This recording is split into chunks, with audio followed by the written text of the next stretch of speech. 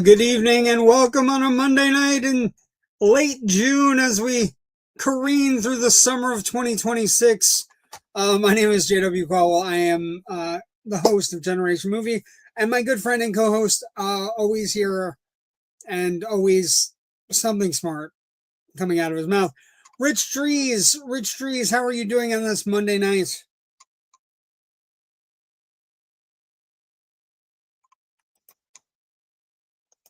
Unmute your mic. There you go. I was unmuted, and then the system remuted me. So, and then it muted again. We love stuff. We love things. Welcome on a Monday night, Rich Drees. I am turning into my parents with technology, and it frightens the absolute living fuck out of me. Yep.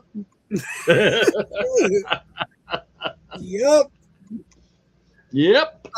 Okay, so we are Generation Movie. We are the film history show on the incredible Indie Escape Network. We do live streams. We have interviews. We meet people.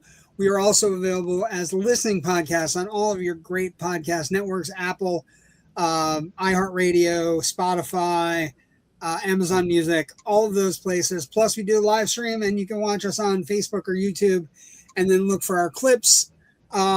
We have other shows. Generation Movie is our movie history show on Monday nights. Loud Nerdy is our pop culture, games, TVs, movies,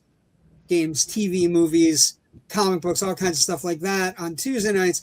Simplistic Cynicism shows up whenever Gabe gets a guest. Gabe has great guests. He recently interviewed John Abram of Scary Movie, and he also interviewed the composer of Repo Genetic Opera. Fantastic. And then Technical Defects is our tech show that also dives into movies and television and toys and games and tech. All great shows, and they're bi-weekly on Thursdays. We are the movie. We also have one other show, and that's my show on Friday afternoons, New Release Friday with me, Generation Movie New Release Friday with me, JW the Movie Guy. Cool. But we talk about Supergirl, probably Jackass this weekend. We'll see what happens. I don't really like going to compilation films, but we'll see what happens. But we're excited tonight. Tonight we are doing one of the all-time classic World War II movies, especially for dads. We're doing that guy, Steve McQueen, in John Sturges' is The Great Escape, which I would say all we've hit so far this cycle of films have been really classic, knocking them out of the park. We were talking about that before we on. Yeah, we haven't had they're all bangers, they're all classic, and they're all classic justifiably. They're all like every one of them is different and special and unique and just kind of, but they're there and they're really good. You know what I mean? Like, and we've done in this string. We've done Guns of Navarone. We did The Dirty Dozen. We're doing Great Escape tonight. And next week, to get a Western in before our Father's Day compilation hits, we're going to do The Man Who Shot Liberty Valance because it came up. And now we're gonna bring it back up again. And if you've never seen The Man Who Shot Liberty Valance, John Ford's Westerns are essential if you are a movie fan. And there are two that jump out, like there are others, but there are two that jump out for John Wayne fans. And I'm named after John Wayne, so I saw them on the regular. The two that jump out for John Ford are The Searchers and The Man Who Shot Liberty Valance. They're both classic John Wayne movies. And it's kind of funny. It's the second Lee Marvin movie in this particular cluster of films. So that'll be next week. I've said to you before, I'm weak on Westerns. This is one I proposed, when we had our, I didn't know this, so you're going to drop a bombshell. Go ahead. Yeah, no. I have no problem saying, I've never seen Man Who Shot Liberty Valance before, and I kind of threw it on my list so I would have the excuse to finally getting around to see it. Well, and that's the great thing about the show, right? Like every once in a while, you come up with something. Andy Devine is in it. Yeah. Andy Devine is in it, and he used to show up on the old Jack Benny show. Hiya, Buck, doing that wacky voice of his. So I'm like, I always like seeing Andy Devine in. I'm sure he's probably the comedy relief here. And Maybe here's not. the thing. He's not really like the comedy relief in Stage. He's in Stage. It was Stagecoach, right? Yeah.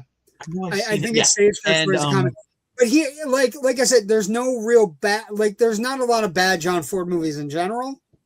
But the two that are at the top of the list for me, named after John Wayne, that's what the JW stands for, are The Man Who Shot Liberty Valance and The Searchers. And my dad's two favorite movies of all time. And we used to fight about it because I think The Searchers is great, but I think The Man Who Shot Liberty Valance is better. I take the hot take, the weird hot take that I think Man Who Shot Liberty Valance is amazingly well made. Yes. There's some problems I have with John Wayne's character in The Searchers. It's not great. No, he's not great. No. Not a great hit. Not a great person. And for the most part of the movie, he plans on killing his niece because she's been soiled by dirty Indians. So yeah, it's not a great character. It's a great performance. It's a terrible character. I will say Tom Stoddard, Tom is the character in Man Who Shot Liberty Valance. He is a much more robust version of Wayne. It's kind of a lovelorn, also tough as nails, also kind of it stars him and Jimmy Stewart. And so it's these two incredible actors that are doing their iconography together for the first time. And it's an amazing movie. If you've never seen it, I highly recommend it. Let's get a comment and then let's do some news and then let's talk about one of the great war movies of all time. Good evening, gentlemen. Good evening, Joe Ridgely. Thank you for joining us. We appreciate you. Good evening, Joe. Thanks for stopping by. Some movie news, I don't know. All the talk about movies maybe dying. What do they used to say? My demise has been greatly exaggerated. Is the tone of this year? Because this movie here grossed a lot of money, a lot of. I believe the correct technical term is 2 metric shit tons of money. Well, it grossed 159 domestic, which is a record for the franchise, but not for the year or for a movie. But it is a record for the Toy Story franchise. Internationally, 150. So worldwide box office, generally speaking, is at $310 million. So almost $250 million in one weekend around the world. Needless to say, it deserves every penny. It is a fantastic sequel. I think it's better than 4, which is what people are asking me. Is it better than 4? Is it better than 4? Yeah, it's better than 4. Yeah. Indubitably better than 4. 13254 is the order. 13254 is the order. But this is Jesse's story. It's really good. It had a banger of a weekend, and some other things open that I talked about the other day. This movie bombed really hard, and not only did it bomb, Rich, it bombed, and the exits were what I said was going to be the exits, which is, hey, I want to see a Robin Hood movie. Why is it not Robin Hoodie? Yeah, why does it make me sad? Why does it make me sad and angry? So that movie opened, but it only opened to $2.8 million, which is not good. It was on 1,700 screens. That's not great. 2 was Disclosure Day, 17 million, dropped 60%, which is not a bad. It's not 70, but it's not 65 either. So it's, that's at 78 total for the domestic, 81 international. It's at 160, give or take. Obsession. Now, I do want to, I'm going to clip this and I'm going to correct it. I'm going to send it out to all the places that we send out our clips to. And what I will say is, I am sorry. I made a mistake mathematically, as we are wont to do in America these days. We made a mistake. I made a mistake mathematically, either on Loud Nerdy or Generation Movie or one of the shows. Okay. So Obsession, after this weekend, has grossed $215 million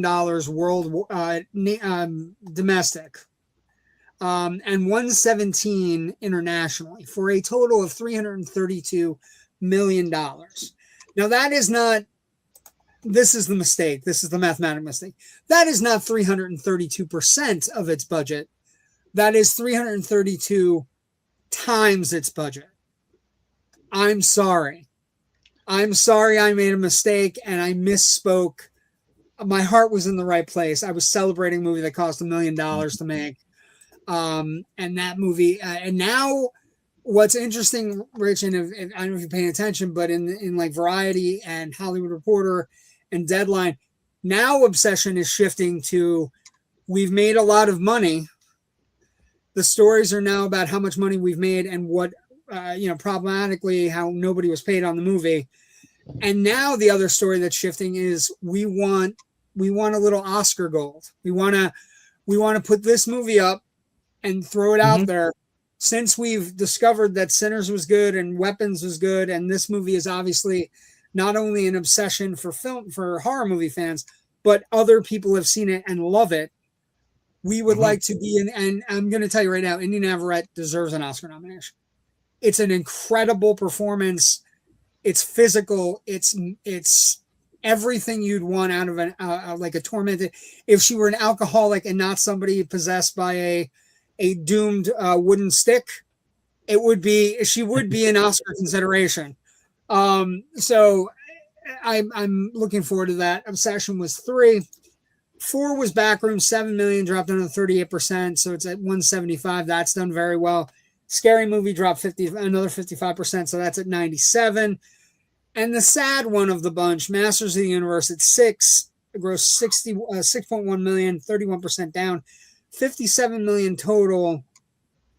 Not great, but there was news, and this is what I told Joe, who is a big fan of Masters of the Universe on our network. Yes, it only grossed a certain amount of money, but there might be some hope that people like it when it streams, right? And maybe Amazon says, okay, you can't make a $175 million movie, but you can make an $80 million movie, and, maybe we'll release it to theaters. You can make that sequel you want to make, maybe. So Amazon, which owns MGM, seems to be fairly upbeat about, we're still thinking about a sequel and stuff like that. And and maybe they're looking at revenue streams that we don't have access to, including ancillary stuff like toys. Yeah. Well, what I'll tell you, what I do like, Rich, with MGM, you're saying it right. The thing is, MGM has a very aggressive slate this year. They're releasing only 13 movies to theaters first, right? Which bodes well for MGM and Amazon owning Bond, right? That's what you and I care about. That's what most people care about. The one really, the gold egg in your possession, Amazon, is one super secret agent that has a 007 moniker, and we just don't want to go, hey, we made a Bond movie, we're just going to stream it. Because nobody wants that shit. So some comments before we move on. Hey, brothers, it's been a long time. Just super busy life happens when I'm here for now while I can. Sean, we're happy to have you. Hey, Sean, thanks for stopping by. I have to watch Weapons when I'm not exhausted. Tried twice, I was exhausted, so I'll give it another try. Yeah, Weapons is you definitely got to pay attention. A lot of things going on, but I would definitely give it a thought. And then, this is the other thing that I thought we would talk about a little bit today. Warner Brothers announced a Thundercats movie and also a Powerpuff Girls movie today. I think it was Saudi Arabia where it was announced. Annecy Khan, which I thought was in France. Is it France? Is where they made the Powerpuff Girls thing. Is that okay? Yeah, it was a big animation thing, and for some reason, I always thought that happened in France. Is it France? I'm kind of surprised. I'm kind of surprised by the Thundercats one, though. I think it's. It just we're not despite MGM/Amazon's optimism, I don't think people are really coming to the movies for a dose of forgotten 80s cartoons. And I apologize. I know He-Man has a base, and He-Man has a much larger fan base than I think Thundercats does. I don't think Thundercats is as well remembered, with apologies to Joe, who's probably going to make another comment or two now in the comments. I'm going to say this to you, but it's not Joe. I love Thundercats. There was a Thundercats revival show that came on Nickelodeon in the mid 2010s that was absolutely spectacular, and I watched it with my sister, and I fell in love with it, and it was just like, and then they only made 2 seasons of it, and then it was like, then they were talking about doing a movie, and like, so I don't know, maybe with the right, I don't know. Yeah, any project, any story can be good if executed right. All movies, we've said this before, are execution dependent. But you can have a great freaking movie and no one shows up, and that becomes an issue of marketing and generating that audience interest, or taking advantage of an interest that's already there. That's what's happened. I don't know if that interest is already there, so that makes the marketing have that much more. That's what's happened twice already this summer, right? Mandalorian and Grogu is a perfectly fine Star Wars film with, as we pointed out at the time, very little things going on, like very little, like the world's gonna end because of the Death Star.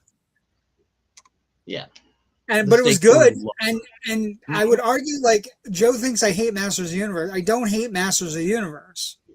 I hate Masters of the Universe if you try to compare it and say it's better than James Gunn's Superman. Then we're gonna fight. We're gonna scrap. Yeah. Then you're out of your ever loving mind. But like I said, I think these 80s IPs, I think they could be great, but I also, like, we talked about it. I think we talked about it in January when we're doing our summer preview, or we're just talking about 2026. And I was like, I don't know who this movie's for. And maybe Amazon is seeing something in the purchases online or something where they're going, yeah, we know it only grossed $57 million, but there's a treasure trove of people who've been buying the toys, and we understand. So we're going to make another movie where we like what he did with it. And to be honest, it's a fun movie. It's not spectacular, but it's fun. And my nephews were engaged, and that was it was Cartoon Network. Thank you, Joe. It was amazing. It was good. It was fun. Another Cartoon Network show that I do want to, My Adventures with Superman. If you're not watching My Adventures with Superman, you should be, because it's pretty amazing, and they're doing shit we're never going to get on the big screen. So enjoy it, lap it up. I think they're good. I think they're working the 4 Superman. They just premiered season 2 or season 3, and I think they're going 4 Superman, and I think we're going to get a John Henry, and I think we're going to get, like, we already had John Henry in the show, but the whole reign of the Superman after the Dooms. Yeah, I think we're going to get comics in the 80s. I do think we're going to get Doomsday as well. So if you love that storyline, you should be all in on that. But I've learned not to say we're never going to get X comic book idea in live action after James Gunn went and did Starro in The Suicide Squad. I was like, okay, if we're seeing a live action Starro, everything is on the table. Everything is on the table. Yeah, anything can happen now, and just people walking around with stars on their faces. The goofier the freaking concept, let's have some fun with it. Let's do it. It all comes down to how well is it done, right? Again, and I think we have some people who are like, we haven't gotten an Avengers Doomsday trailer. Spider-Man looks like it's going to be one of the bigger hits of the summer. I am concerned about and we had talked about this last week. We should talk about it really quick. The estimates for Supergirl keep creeping downward. And it is part and parcel because, as we said on this show, she is sandwiched between 2 mega animation franchises. 800-pound gorillas. Yeah. And so her finding her place, I might come out of the movie on Wednesday night and go, it's really great. But it isn't Superman, and it isn't Batman, and it isn't a major player, and she's fighting toys and tech, and next week she'll be fighting minions and monsters, and after that she'll be fighting Moana. So it doesn't like it. Yeah. Although I don't think Moana is going to hit. The more I see trailers for Moana, the more I hear people kind of going, too early. Too early to get a live adaptation of a movie that came out less than 10 years ago. And in regards to your mentioning that we haven't seen an Avengers Doomsday trailer yet, 23rd through the 26th of July is San Diego Comic-Con. If they don't drop it that weekend, I will be very damn surprised. So 4 to 5. When I shouldn't say we haven't gotten any trailers. We've gotten you got those little weird teaser things that are not. Yeah. So something that's solid. Something that solidly gives us an idea of what this movie is going to be. I'm looking forward to Cavill's live action Voltron. Voltron's another one. I don't know the fan base is big enough. Like, well, that's going direct. That's going direct to Amazon Prime. That's going direct as well. I'll tell you what, I'm looking forward to Cavill. My apologies and my sympathies to Voltron fans. Cavill's Highlander. Cavill's Highlander, you have to be hopeful about. Everybody should be.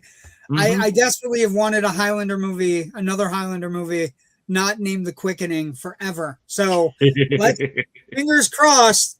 And then speaking of like really good movies, let's get to the main event tonight. Yeah. Actually, a couple things before we do that. I will say I got to see this weekend on the big screen. 150 people in the theater on a Sunday afternoon for Father's Day. I was with my dad where he needed to be. My dad's not with us anymore, but I feel like I felt his presence anyway. I can't tell you how important it is to see some of these classic movies if you get the chance. I did not do Raiders this past weekend. No, but you did something else. I had just seen Raiders though about a little over a year ago on a 35mm print. So the reissue this past weekend was digital. But I'd seen it on a 35mm print at a revival house in between like Allentown and Stroudsburg, Pennsylvania, in a little town called Wind Gap. I've mentioned this place before, the Gap Theater. It's like one of the really cool revival houses in Los Angeles, like the New Beverly or the Arrow or whatever. And it has that same kind of schedule to it. And it's all 35mm prints. In fact, actually, I was down there last week for Big Trouble in Little China and had a great time because I love that movie. That would be, but that movie came out in 1986, didn't it? I think so. Yeah, we might have to put that into the rotation. Oh man, it might already be in the rotation. Like it might be coming down the pike in July. But actually, another movie was celebrating its 25th anniversary. And so a friend of mine who hadn't seen it told me that he had never seen Ocean's 11, the Steven Soderbergh remake of the Frank Sinatra film. And so I said, well, meet me here for lunch, and then we're going to see Ocean's 11. And we had a wonderful time. He loves like that cool jazz stuff. Okay. So every time a new song popped onto the soundtrack, I could just see out of the corner of my eye, he was like, yeah, all right, this is cool. I saw him Shazamming 2 songs. He's like, who the fuck is this? I need to own this. You know, he was having a great time. That movie holds up really well. 25 years later, that movie holds up really well. It's a great heist movie. You know what I mean? It's kind of its own genre. Yeah. My friend Steve this morning mentioned, when I mentioned that, or, I went on Facebook yesterday and was like, hey, can confirm this movie is still a banger. My friend Steve this morning, commented that it's competency porn. These are people who are just super good at what they do. And everything, even when things go wrong, they have a backup plan for the backup plan for the backup plan. Competency porn. Oh, you know what? Yes. Maybe it's part and parcel of just wanting competency in our lives. That you go see a movie that's where I was going by professionals now more than ever. People who understand how things work, like algae and the government. Anyway, Highlander, yes, soccer jocks. Oh, Highlander. Yeah. There can be only one. But you are soccer jocks 7, so there are 7 soccer jocks. Do you guys like hunt each other down and kick soccer balls at one another?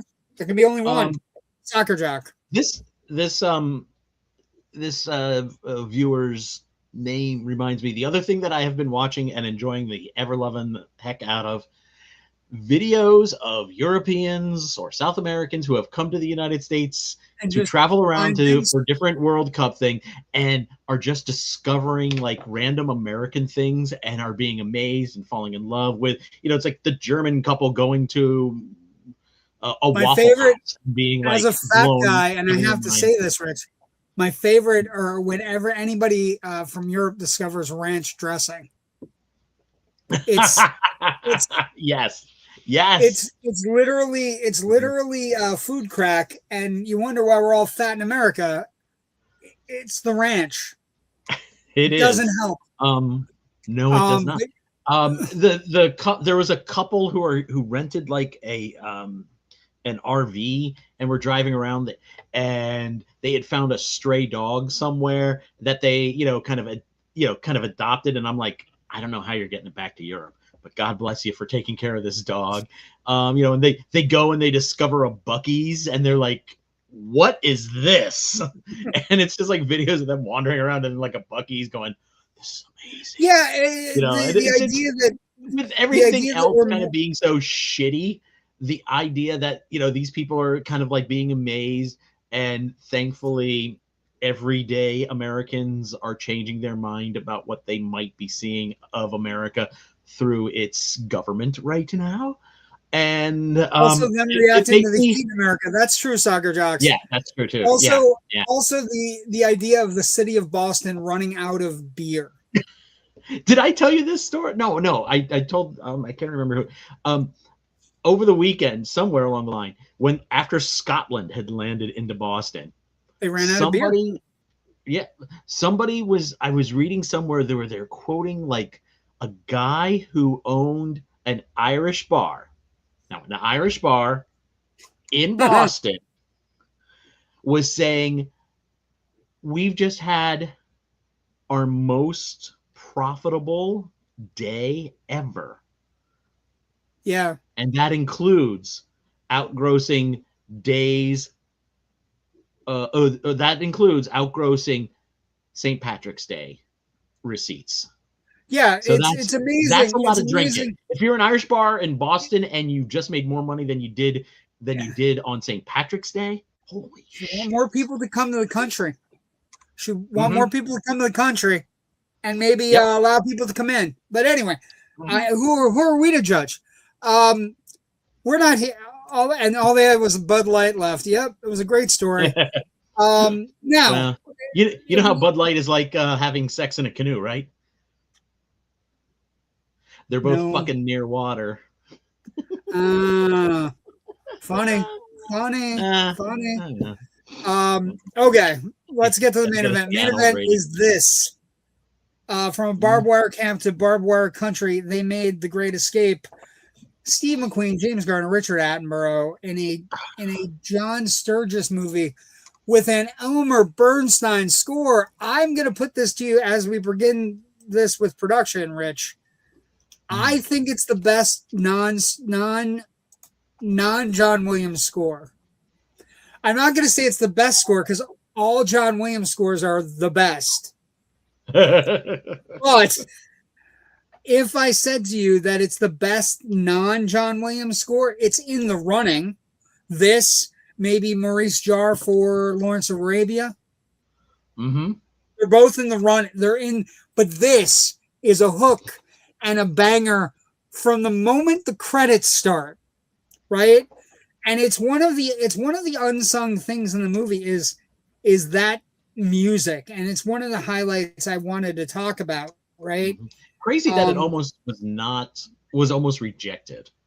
I can never understand that. Yeah, when you look at something and we recognize it as a classic, we almost didn't get it, because they were like, I don't know. And then Bernstein had to go and say, I'll make this. Yeah, I'll do minor key variations for some of the darker scenes and stuff. Well, and then people realized, oh, that's how this works. Well, yeah. Oh, that's how movie making works. The interesting thing is, Rich. The interesting thing is about it, Rich. Right? Is that one? I was reading, like, first off, Elmer Bernstein, after he makes this score, actually says to his I think it's to his accountant, well, I never have to write another score again. Woo. Right? And there are rumors that he became like $100 millionaire out of this score, like for 1963 money, right? And it's a rousing, amazing. It's got militaristic motifs, but it goes to wafter. It like has soft moments that really make the prisoners, like, you fall in love with each character. Each character gets their own little like bit of music. Yeah. It's like it's like an old school kind of like anime where a character shows up and they get a specific rip on the keyboard. I will say, as a fan of Ghostbusters, Stripes, Animal House, I'm glad he continued to write scores, because his shift into comedy or doing straight music for comedy. He did Airplane too, didn't he? And I think he did. But and all the scores have a very they sound very much like his main body of work, but there's also just because of their positioning within a comedy, it sounds like they're kind of almost making fun of themselves at the same time, with a kind of a thing. So I mean, but like when you look at his body of work, right? Just listen to the 60s. Magnificent Seven, The Great Escape, The Ten Commandments, True Grit, The Man with the Golden Gun, The Man with the Golden Arm, To Kill a Mockingbird, Robot Monster, Ghostbusters in the 80s, Baby the Rain Must Fall, right? It's just it's an astounding, like, you were saying Airplane, right? It was Ghostbusters, it's Animal House, Ghostbusters, Stripes, Airplane, and the Blues Brothers. Oh, that's right, Blues Brothers. Shame on me. As well as American Werewolf in London, Trading Places, and some of the music for Thriller. He just, he had this weird shift when suddenly he hooked up with like Landis and Reitman and Harold Ramis and those guys, and boom, boom, boom, boom, boom. He's suddenly doing comedies, and all of that still works. No internet. I hit the wrong button. Anyway, no. I'm glad you came back really fast, because I didn't have a whole lot to vamp with.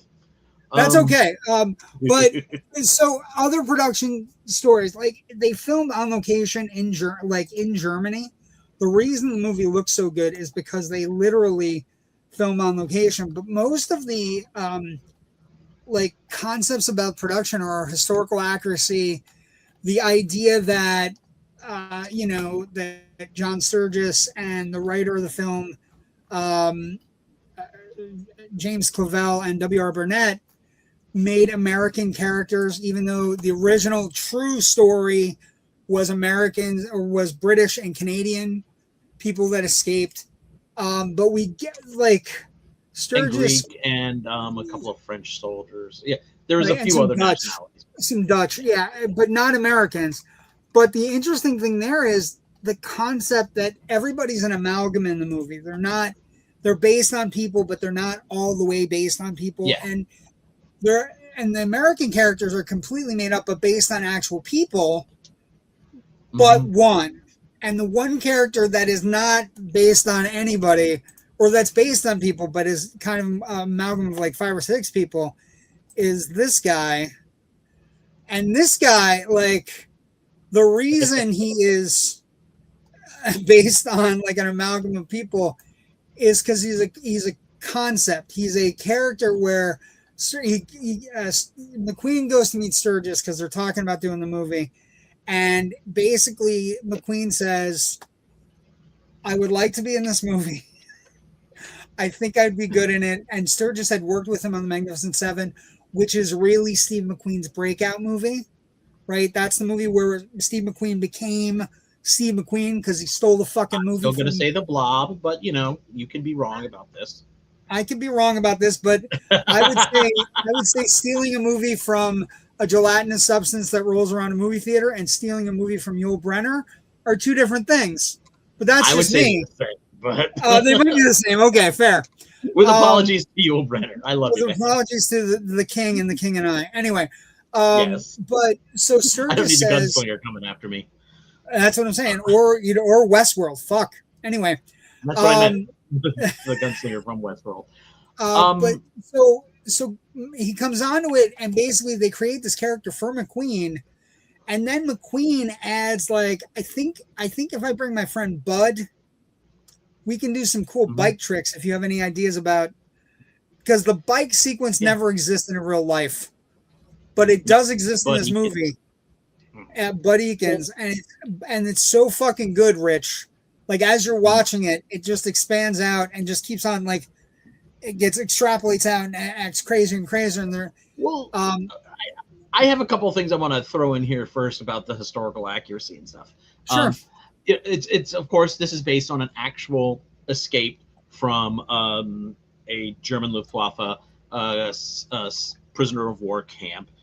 The actual escape was in March of 1944, and they dug 3 tunnels. That they did call Tom, Dick, and Harry, and a lot. They tried for historical accuracy up until a point.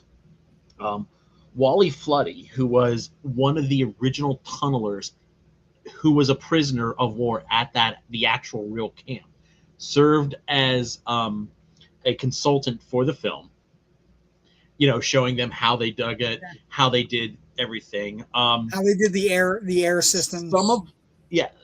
Some of the survivors, the families of the survivors, and some of the families of the we're gonna have to spoil how this ends.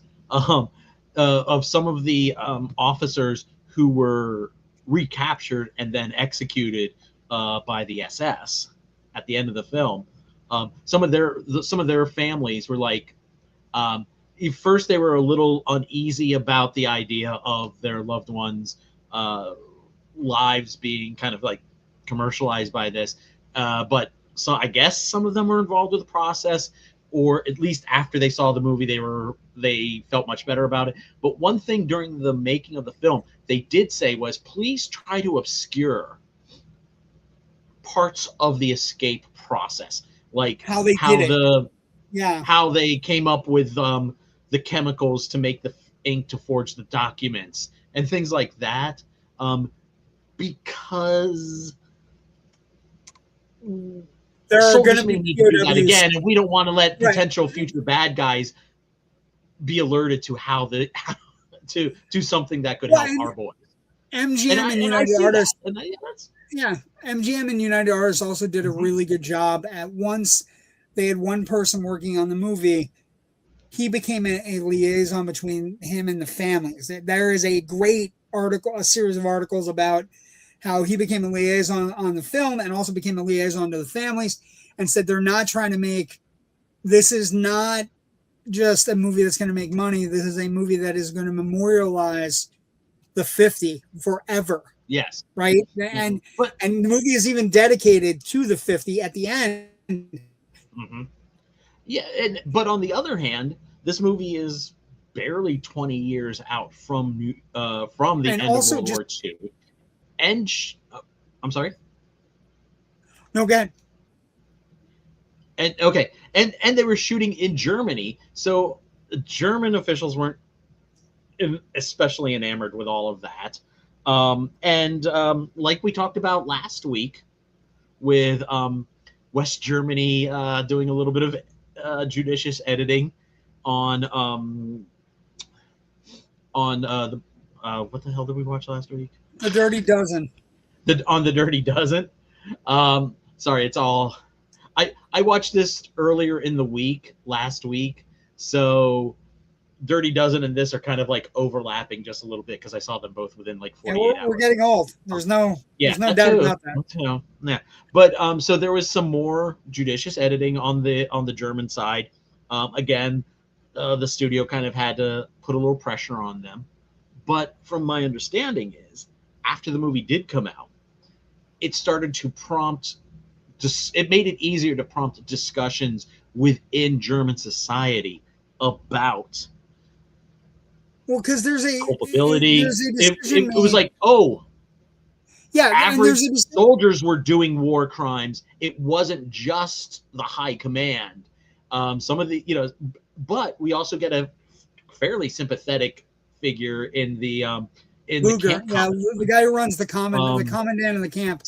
Is incredibly fair. Mm-hmm.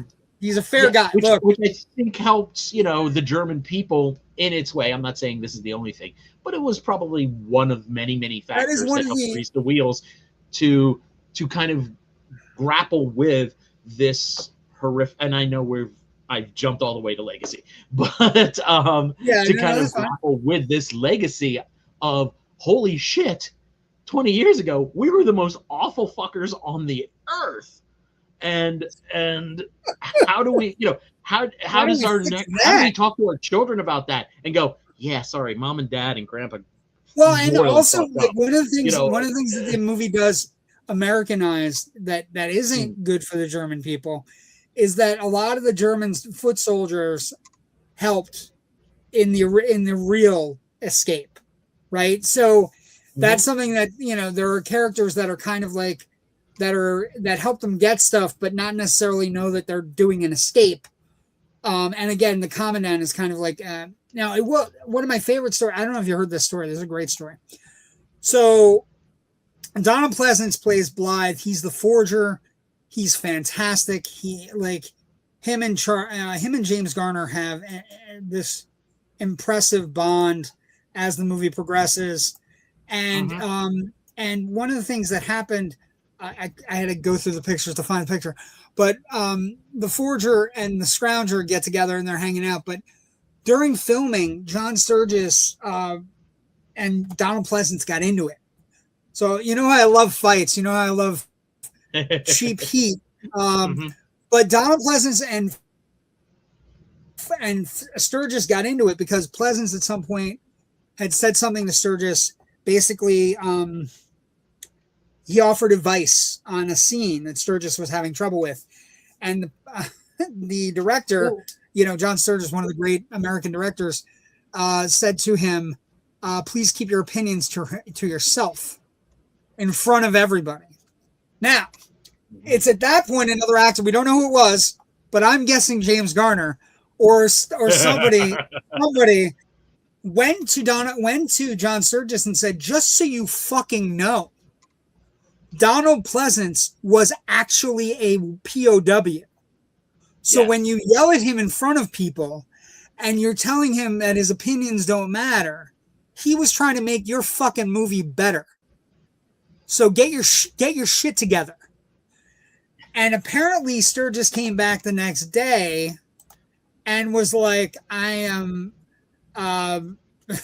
he apologized in front of everybody. He basically and told Pleasence that anytime he saw anything, I would respectfully ask for your technical assistance in anything to make the movie better. So, very rarely do you get an egomaniac director who tells somebody to shut the fuck up and keep their opinions to themselves, get accosted to the side by somebody else. And again, we don't know who the actors were, but I could see James Garner doing it. He's hanging out with Donald Pleasence all day. Yeah, that feels a very Garner thing to do. Yeah, hey, buddy, listen, fuckhead. A number of these guys had military experience. Garner was in the Korean War. and had a reputation as a scrounger for his unit. And honestly, there's always going to be tensions on set. Attenborough and McQueen did not get along, from what I've read. No. And, yeah. No. And even though by the cast started to meld because they were all in like this one small German Bavarian inn for, so every night they'd go back and slowly they started hanging out more and playing cards. McQueen gets along with nobody. McQueen gets along with nobody because it's like being the brightest sun in a constellation. And and having an ego to go with it. Like McQueen's, I'm just gonna go over to Germany and ride some bikes with my friends, make a movie. And he's so fucking nonchalant. He's so fucking nonchalant in the movie, by the way. It's incredible. I will say this about McQueen. I have a couple of McQueen points here. First of all, I have talked to somebody who was around McQueen when he was working on the Blob. I've talked extensively with Chris Yeworth, who unfortunately has passed away a couple of years now, who was director Shorty Yeworth's son. So he was like hanging out all summer long on the set of the Blob. Chris said that it was Steve McQueen who taught him how to ride a bicycle, which I can see that. Not too bad. It's like Dweezil Zappa learning guitar, getting guitar lessons from Eddie Van Halen. It's kind of that level. Yeah, no, but I'm not saying he wasn't a bad guy, but he did have an ego, and he did. He quit for a day, and everybody was like, "Well, we can just rewrite around that." And then he came back the next day, like, "Oh, I'm back." So, but the other thing about it is, Rich, he does things so effortlessly, and other people are really working. Do you know what I mean? Like, McQueen is one of those actors that does everything everything's on screen for him. His entire iconography is effortless. It's the reason he gets the rub as the coolest actor you're ever going to see is because every time you see him, it's like, he doesn't even look like he's fucking working. Like, and so can you imagine Richard Attenborough coming in and like, I'm really studying my lines and working really hard, and this guy shows up and he throws a fucking ball off the wall and everybody's like, oh my God, he's amazing.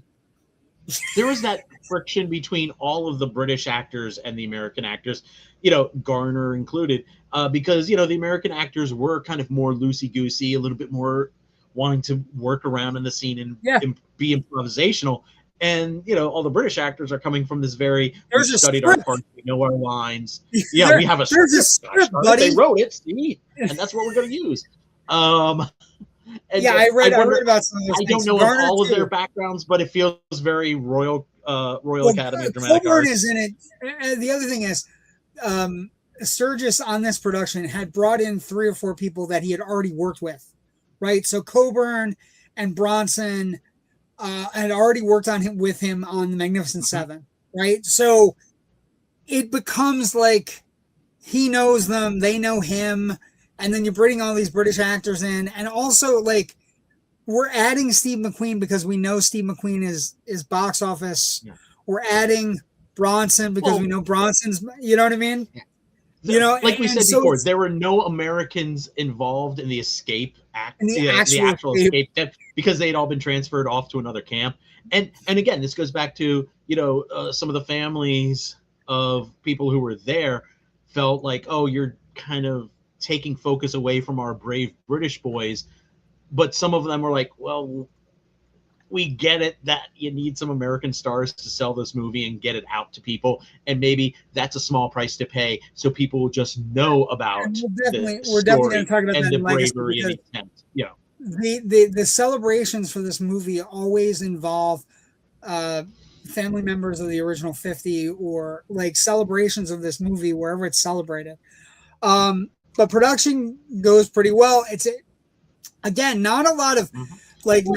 They take over a small German town and kind of just do whatever. I will say that there are 2 things that need to be discussed. One, Steve McQueen, production-wise, at this point has become a star and cannot get insurance to do the bike jump. So he brings his friend Bud Eakins with him. Mm-hmm. And there's also a stuntman that was also in case Bud couldn't do them. But at any given moment, all three of them were on set with bikes doing the stunt. So there are behind the scenes stunts of Steve McQueen doing it, just not on camera. And with the express written consent that I think one of them, he says, don't tell the insurance company. Which is like, I mean, okay. That whole bike chase sequence invented for the movie didn't happen in real life. And yeah, Bud Atkins does the big jump because they were just like, the rest is McQueen. We know you can do it, Steve, but no, that was Atkins. The big jump was Atkins. I know. But what I'm saying, we know you can do it, but the insurance, we can't pay the insurance. Yeah, because and for years people just thought it was McQueen until he went on Johnny Carson and said, actually no, it was my friend Bud who did that. Which I thought was very generous of him to give that kind of credit. Well, it's incredible because it's also in that sequence. In that sequence, I have two little things for that note. In that sequence, one of the other stunt motorcycle riders, as they're shooting going across a field, hits an unseen divot, flips over his handlebars, breaks a collarbone. I think he might have gotten a concussion too. I can't remember, and goes to the hospital. And so everybody, that might have factored into. We know Steve can do it, but if he hits an unseen little divot, bloop, that's a problem. The other thing is, and I thought this is hilarious. We got shots of him zipping along, and we know that the Nazis are on motorcycles chasing him. And then we see some shots of other Nazis on motorcycles or on a motorcycle with a sidecar with a machine gun and everything, just going up, but we don't see McQueen in the shot. We might actually be seeing Steve McQueen in the shot because he doubled some of the Nazi motorcyclists. And you didn't know that, did you? I did not. I could tell from your reaction. You did not. But again, I can easily see it. But the production, and of course, he was using a motorcycle that wasn't going to be manufactured until 1952 because I actually had to write it down because I don't know motorcycles. The Triumph TR6 Trophy was his favorite bike, and he took it with him. He took it with him to England. He took it with him to England, and everybody was like, we'll let this little bit of they had to paint it. Anachronism slide. Production wise, they had to fucking paint it. They had to paint it, make it look German, and it's now, just so we're clear, it's now on display, right? You can it's you have the picture, don't you? You're looking for it. I can tell when you're trying to talk and look for something. It is what it is, Rich. I don't have it. I can't. Anyway, I don't have it. But what I will say is, it's one of those. It's just the stories behind this movie are incredible. You can read up more on production. I have one other cute one. All that barbed wire was made. Yes. All that barbed wire was made by everybody on the production. If you had some downtime, Sturges had you taking some of this long rubber barbed wire, and then taking little short rubber strings and tying it on to look like barbed wire. Yeah, and that fantastic. everybody was enlisted into this arts and crafts. It became like a ritual. You would finish shooting for the day and go make the fences. Yep. Which is super cool. Okay, so this movie gets produced. It then opens, and again, we're gonna talk an old timey money here, but we'll get to it. It grossed $11.7 million at the box office against a $4 million budget. It was one of the highest grossing films in 1963. Despite the heavy competition, 1963 top grossing movies. Just so we're clear.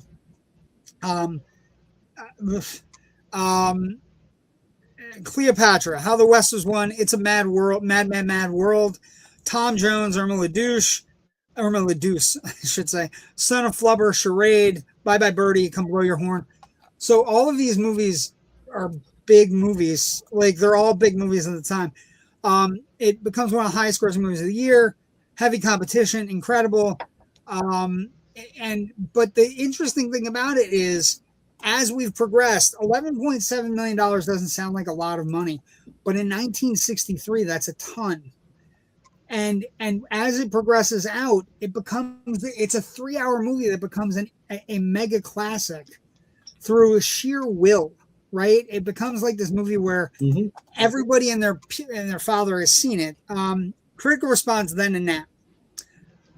So we use Rotten Tomatoes as a good aggregate, 94% on the Rotten Tomato meter, 95% from the audience. So this is one that everybody agrees on, except for a scant few. But usually the funny thing about I was trying to read through the negative reviews, Rich, because you know I like doing that. And they're all like, it's not real enough. It's not, it's fake and it's whatever. The one is the title also suits the film's ultimate aim to be a great escape movie. So like some of the reviews that are negative are that it's too much fun. It's a World War II movie that's too much fun. It doesn't take itself seriously. And the answer to that is you're wrong. You're absolutely wrong. Because it is a fantastic movie of what starts out as like cool, like escape kind of like heisty kind of movies with these, because essentially what it is, all of the best escapers are put into one Stalag, one German prisoner of war camp, and they all start trying to escape the moment they get off the truck. And it's like a madhouse. And so it could seem fun or it could act like it's fun, but it's taking shit very seriously. What I find funny about this concept is, okay, we have an inescapable prison camp. This is the problem. We're going to solve the world's best problem solvers and drop them in the middle of it and expect them not to try to solve this problem. It's an act of sheer ridiculous, short-sighted hubris on the part of the Germans, really. The idea of putting them all, be fine. The idea of putting them all together is crazy, but as it's occurring, you're just like, oh my god. God. Yeah, it reminds me of. Did you ever hear of a science fiction novel series called The Stainless Steel Rat, about kind of like a con man and thief in the future pulling off all these tasks? It's like a one-man Ocean's 11 in the future. But it was a series of novels by Harry Harrison. Can't believe it hasn't been made into a movie. He'd done like 2 or 3. Yeah, it was. They probably tried at some point. I'm sure some studio was taking a run at the material. And he did like so many books, and then he kind of did like this prequel novel about how the rat, became the great thief that he becomes. And his whole idea as a young kid going, I'm going to go into crime. The first thing I'm going to do is get arrested and go to prison, and I can learn from all the criminals there. And he realizes once he gets to prison, that's a really stupid idea, because the good criminals to learn from aren't in prison because they're good and they don't get caught. What's interesting here is... And this feels very similar, like a really similar stupid idea of, hey, let's throw all the best people at breaking out into this one prison and see what happens. I'm sure they'll be fine. And the thing is, like, and that's the thing. Like, the great thing about the movie is it is a great World War II action movie. It is a great battle of wills between POWs versus the Germans, and the idea of what these guys had to go through to actually escape. It is all of those things, but it is also a heist movie. It's also it's a heist movie in the sense that they need to get a camera, they need to get this, they need to move around, they have stuff they need to get, they have, we need to get wood. Where are we going to get the wood from? Let's take it from the rafters, or let's take it from the beds. Like, it's an incredible just setup. It runs 3 hours, but it doesn't feel 3 hours. And once the escape happens, it kind of like settles into, oh my God, our favorite guys, what's going to happen to our favorite guys? And that's what it's kind of about. Everybody pairs off, like, and my favorite pairing the best pairing in the movie is James Garner and Donald Pleasence. Now, don't get me wrong. I love Ives. I love the little mole and McQueen, who are set up as like these two guys that get sent to the cooler all the time. And then Ives just breaks. And once Ives breaks, McQueen kind of was like, I'm going to stop putting my shit into my own thing. And I'm going to work to get other people out because I can handle it and nobody else can. But the best pairing in the movie is Garner and Donald Pleasence. Donald Pleasence is like this kindly forger who's like, who, you know, asks for his tea, and Garner's like, he says something to Garner like, it's not even proper to have tea without milk. And the next thing you see Garner walking in the room and he has a can of milk for him. You know what I mean? Like, and it's just this great thing.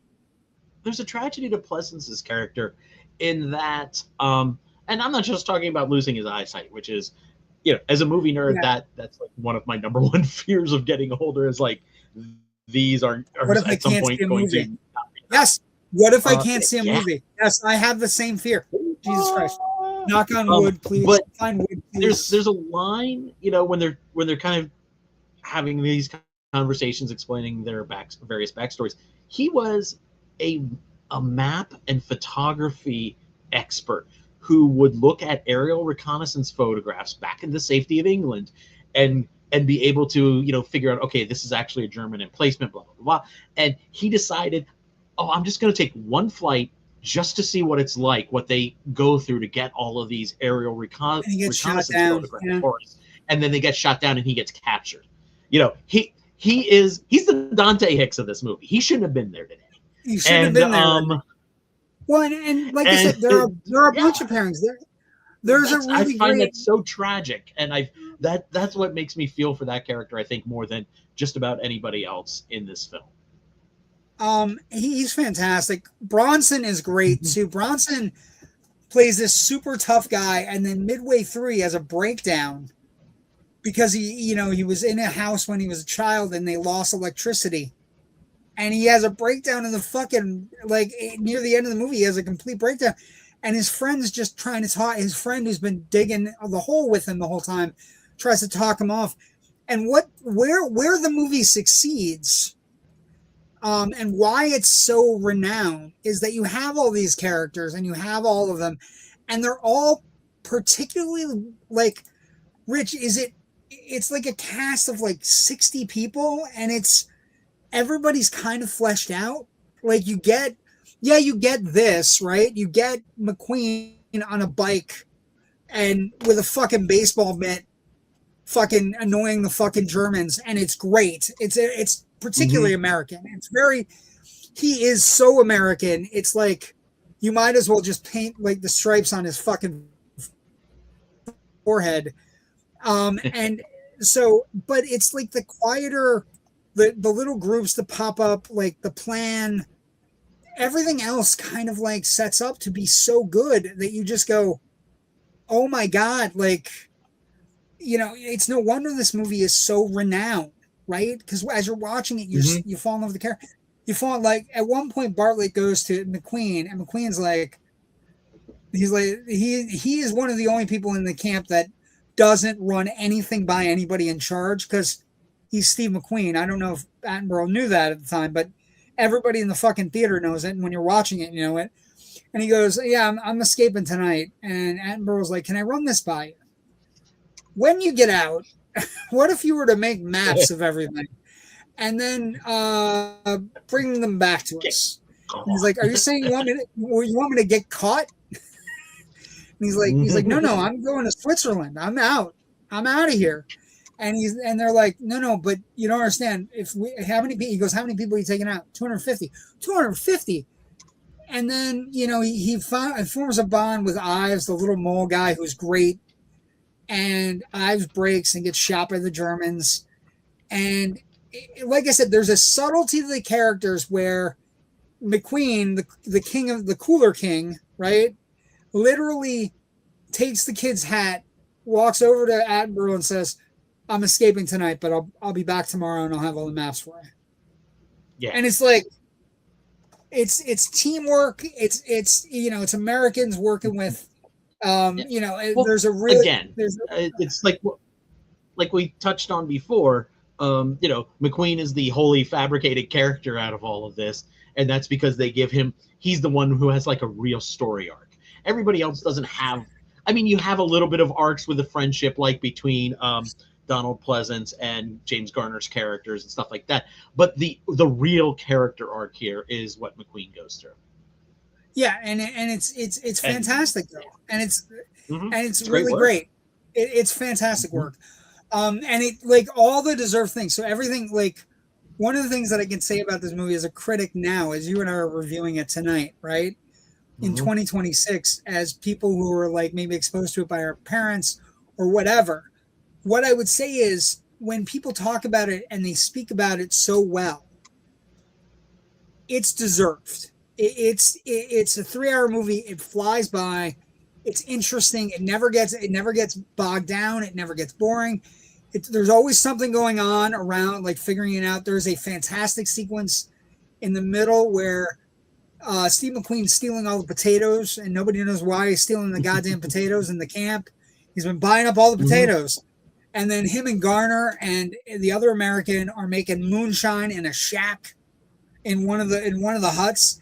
And they have a scene where they're just drinking, and it's like, this is the greatest stuff ever. And then they, on July 4th, they bring it out, and they act like they're patriots, and they're like giving everybody drinks, and they're making jokes. 76, yeah.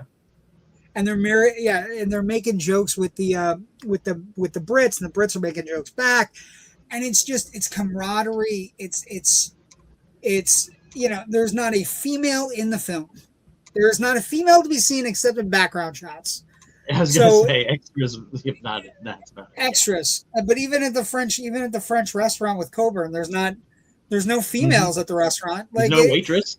Yeah, but it's one of those movies where it's all earned. It's well done. It's exciting. The score is to die for. The Elmer Bernstein score is, it's hummable. It's memorable. It gives every little like I you know, and this is a great place to jump. I actually think, I was thinking about it as I watched it, and I'm not saying it hadn't been done in other movies, but Legacy, I'm going to give you a weird one that I think is real, because I got a little bit enamored with the Bernstein score. And what I'm going to say is, I think this is where you get the idea where everybody, and I'm not saying everyone, but I think this is the idea where everybody gets their own scores. Everybody gets their own musical accompaniment. Bernstein does it so well in this movie. I mean, there are other movies that have it before it, but it's so well done in this. It's so well done in this movie that, you know, maybe down the line, you know, John Williams or other people, right? You know, any of the people we listen to now, maybe like say they go back and they look at that score, right? And I just think after I listened to it and I re-listened to it today, I think it's one of the, like I said, best, for me, it's the best non-John Williams score, which is hard because those are all great scores. But it's an interesting thing that every character gets their own little like musical accompaniment, especially McQueen, which is one of the reasons why McQueen comes out of this movie. He came out of the Magnificent Seven as a fucking megastar, and then he comes out of this movie as a ultra double secret probation megastar. Right? He comes out of this movie as like, you know, what movies do you want to make, Steve? I'm going to make Bullet. I'm going to make Le Mans. I'm going to make, you know, all the stuff. I'm going to make The Getaway with Peck and Paul. I'll fight with him. Raw from her husband. You know, like from Robert Town. It's an incredible performance, and the legacy. The movie is so well deserved. And the other legacy point I do want to mention is that it's shown, I think, every year with the surviving families of all of the people. I think they do it at all the anniversaries where everybody that's a surviving family member of the 76 that escaped get invited. And I just think that that's such a moving tribute to that cast, those people. The idea that this movie lives and keeps their spirit forward. is so important. And not only to the people and their legacy, but also to the importance of movies, right? Like, we would have heard that story, we would have read the book, but this movie has kept that alive for 60 years. And when you watch the movie and it's dedicated to the 50 that didn't make it, and all of those things, you immediately start to go and you look online or you start checking about the real stories, how historically accurate the film is, whether it's not or whether it is or not. It doesn't matter in the grand scheme of things because their memory is kind of brought up every time this movie gets watched by someone. And I just think that's an incredible legacy. And that's, you know, and that, yeah. And, you know, like we said before, you know, when the families were a little concerned about it, and then they realized that this is ultimately a memorial, if not to the exact events, but to the spirit in which the exact events happened. And, you know, that's not a bad legacy to have. I know in the comments here, we do have one other question that I think feels very much a legacy franchise viability question. Yes. The answer is yes. Do you think Hogan's Heroes was made just because of this movie? Yeah. Yes. This and Stalag 17 from 1953, I would say, are like the two things that acquainted Americans enough with the Nazi, you know, German POW camps to the point where, and especially this movie, because it is a bit of a lighter tone, where suddenly, boom, you can make fun of these things. You can have fun. You can make fun of the you know, the Nazis now, because this Hogan's Heroes launched in the fall of '65. I think the producers had already come. Mel Brooks's film, The Producers, which obviously has the Springtime for Hitler whole thing, came out the year before, if I'm remembering correctly. So yeah, this was definitely, there's a definite Hogan's straight Heroes line is definitely on the list between, yeah. But Funnily enough, you know how I mentioned before, I've been like finding joy in like European people reacting to a stuff from America videos. Yes. Facebook, another thing I've been watching are like videos of like 20-year-olds from various European countries reacting to like Family Guy clips and stuff like that. Family Guy clips that make fun of Germans, and it's like a German girl sitting there going, "Okay, that's actually funny because that's true," or I don't get this joke. But one of the things I saw was a German woman reacting to watching the Hogan's Heroes pilot, and she thought it was hilarious. I know nothing, because they kind of just drop you. They drop you into the tunnels, and everything are already there in the Stalag 13. But she was like going, "Oh, that actor, I think it was Werner Klemper." She goes, "Oh, that sounds more like an Austrian accent than a German accent." But he's definitely from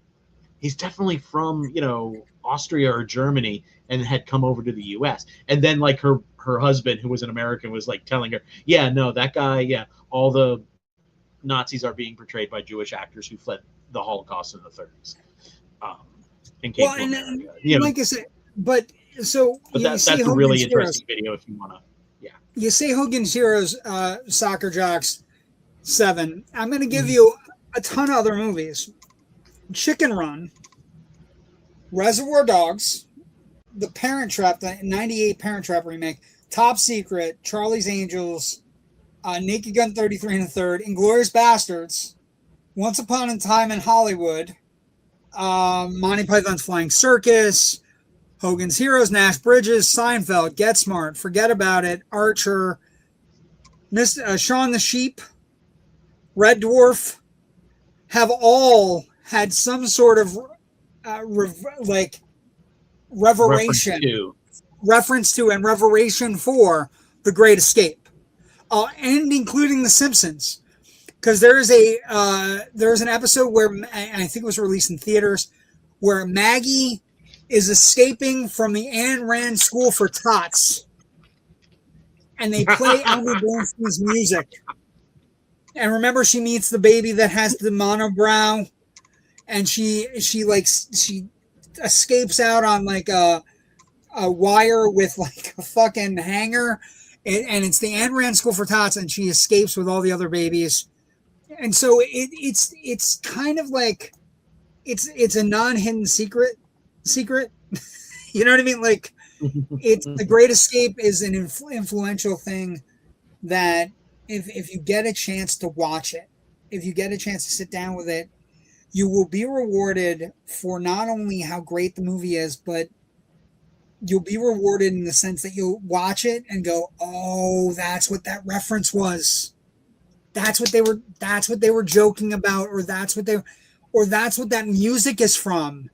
That music is from this. And it's just like, I'm so glad we've decided to do dad movies. My dad is smiling down. I saw Raiders yesterday. I thought of him. He watches he's on the shelf here watching over me. He'll watch over the show. And he loved these movies. And this movie especially is one of the first movies I saw when I was a kid. I think I was 8 when I saw this movie. And when you're 8, all you think about is Steve McQueen, because he's got the ball and he's hitting it off the fucking wall and he's annoying Germans. And then he gets a bike ride. You know what I mean? Like, but once you get older, you realize the implications and just the excellence of filmmaking, along with what it means to the survivors. And you just look at The Great Escape and go, like, it's just an amazing thing, an amazing kind of importance to the filmmaking. And like I said, there are so many movies that kind of, obviously, the people who are making some movies that you see now have seen it. And I just think you owe it to yourself, if you're a film fan, to once just experience, because again, I think we have cool things in the present. I'm not a person saying get off my lawn, but there is a coolness factor 10 of Steve McQueen on a bike running around German orchards or German countryside. It's times 10. And it was cool in 63 and it's cool in 2026. You know what I mean? Mm-hmm. Let's get one last comment and then we'll talk about where we're headed. Old posters are the best. I agree. Indeed, they are. I mean, they are so fantastic. We had the Soccer Jocks. Like and subscribe us. We're going to talk about that in a moment. But we had. Hold on, I'll take it down. Yeah. Give me a second. My apartment is nothing but old movies, movie posters, especially as a airplane fan for 0 Hour. So yes, if you look on the back of mine, it's made up of movie posters I get at early showings of movies. So, but yeah, old movie posters are the best. We've had some bangers. We had Dirty Dozen last week, Guns and Navarone. Those are beautiful posters from a different time. But you'd be remiss not to watch it. And like I said, Soccer Jock, like and subscribe. 0 Hour, yes. Like and subscribe. You obviously like us. You've commented a lot, and we've talked to you. So I feel like we're friends. We need to do 0 Hour at some point. We should do 0 Hour at some point. Or find a way to do that in Airplane as a double, as a double feature one night. We'll figure it out. Okay, one question before we go to. Want to know if Rich has any info on the upcoming animated Nightfall movie series?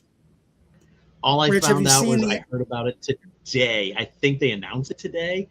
The trailer comes out tomorrow. Joe was under the impression you might have seen it already. I'm like, if he sees something, I appreciate that kind of level of confidence in my what I get offered to screen early. But holy crap! No, we'll get to it. There's a Nightfall movie coming out. Yes. Yeah, it should be. The DC animation is fun. And now DC's fine because Gunn's running it. So, if you were like 0 Hour, Soccer Jock 7, if you were joining us for the first time, all it takes is a like and subscribe. We need it more than the amount of time it would take for you to do it. Like and subscribe. You can hear all of our cool takes, our fun takes. Rich, where can people find you if you're not on the show? All of my writing can be found at filmbuffonline.com. We've also got a Facebook page that lets you know when new stuff goes up, as well as some other fun stuff that's exclusive to the Facebook page. So feel free to find us over there as well. We also have a Twitter account at filmbuffonline that also gives you notifications when new things go up.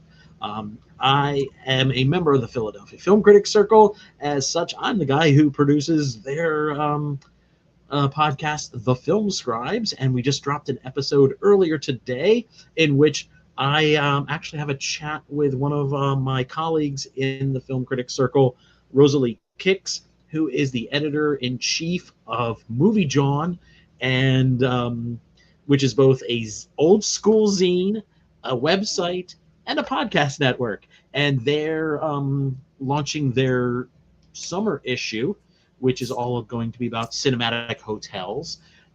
This coming Thursday, they're having a big to-do at the Ambler Theater outside of Philadelphia in Ambler, Pennsylvania.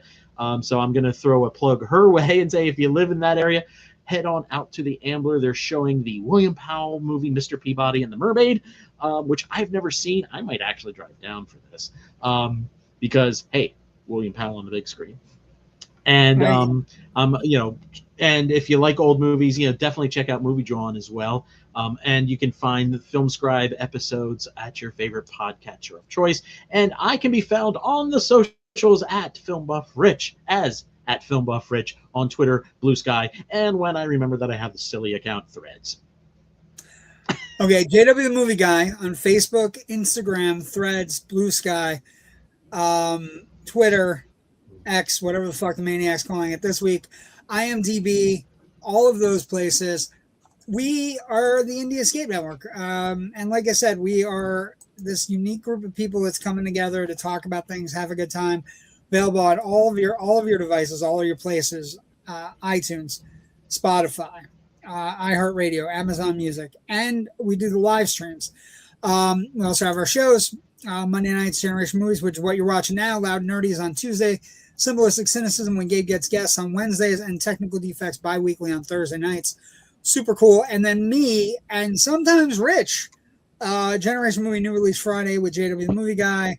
This week will definitely be Supergirl. It will definitely be something else, probably Jackass. And then I'll be there if you want me for Supergirl. Sweet. I love it. Yes. Then next week, we got a couple things coming up on Loud Nerdy. We're gonna have a guest on. We're gonna have Jason Clem. Ferris Bueller, You're My Hero, wrote a book. He's a super cool, funny guy. One of our co-hosts met him at the Mahoning Drive-In, which is a great place. And next week, before everybody leaves, Sean writes, have you seen the teasing of Austin Powers 3? Laugh out loud. Technically, Sean, it's the teasing of Austin Powers 4, because there are already 3 movies. Mm-hmm. There is International Man of Mystery. I don't blame you for getting gold member. International Psychological reflex to like Bayou Shag Me. I want to paint this tallywhacker gold. Anyway, so yeah, I saw the teasing. I don't know. The Shrek 5 trailer. I'll believe it when he's 2 weeks. I was gonna say I'll believe it when he's 2 weeks into shooting. Fair. Next week, Generation Movie, Man Who Shot Liberty Valance, Rich's first time seeing one of the great John Ford Westerns. Thank you for joining us tonight. Please like and subscribe. We will see everybody on Friday for Supergirl, and we'll see everybody next week for The Man Who Shot Liberty Valance. And I will see everybody tomorrow night for Loud Nerdy. We know, Sean. I meant for... Sure you did, Sean. Yeah, it's okay, brother. We're good. Appreciate you. It's good seeing you again, Sean. We miss you. Stay out of trouble. We'll see everybody. Go see some movies. Go watch The Great Escape. You won't be disappointed. Have a great night, and enjoy movies and enjoy the return of the movie theater, because it feels like movies are back. Like all we needed was a bunch of hits strung together. Mhm. Nice. It's great going to movie theaters. Anyway, have a great night. Stay safe. We'll see everybody next week and Friday and next week. Bye. Bye. I'm trying to end it. Won't let me. Doesn't want.